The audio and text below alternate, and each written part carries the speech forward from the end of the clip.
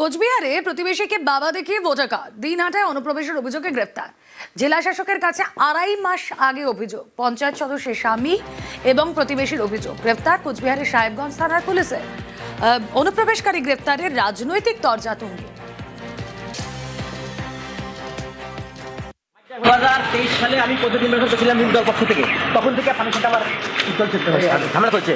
সেই পানিতে মাইকডার হয়েছে দুলাল পঞ্চায়েত এবং আর পঞ্চায়েত আছে টিএমসি সমস্ত পঞ্চায়েত এফআইআর আমার বিরুদ্ধে এলিগেশন বাংলাদেশে সমস্ত মিথ্যা ভিত্তিহীন।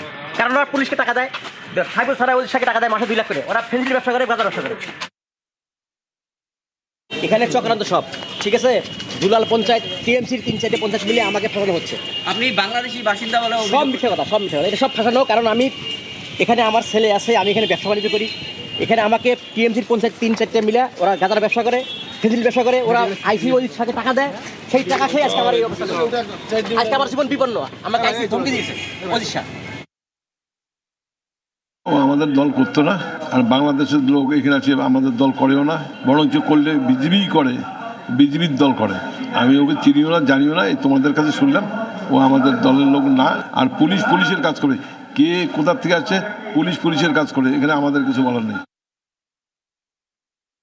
দীর্ঘদিন থেকেই দাবি করে এসছি ওমর ফারুক বাংলাদেশের লোক এবং ওর আনসারি বাহিনীর সঙ্গে যোগাযোগ আছে এবং এলাকার বাসিন্দারা পর্যন্ত অভিযোগ করেছে এই ওমর ফারুক হচ্ছে তৃণমূলের সম্পদ। সেই জন্যই এতদিন ও বহাল তবিয়তে ছিল, এখানে এড়িয়ে যাওয়ার কোনো উপায় ছিল না, সেজন্যই গ্রেপ্তার করতে বাধ্য হয়েছে। বর্ধমানে বেপরোয়া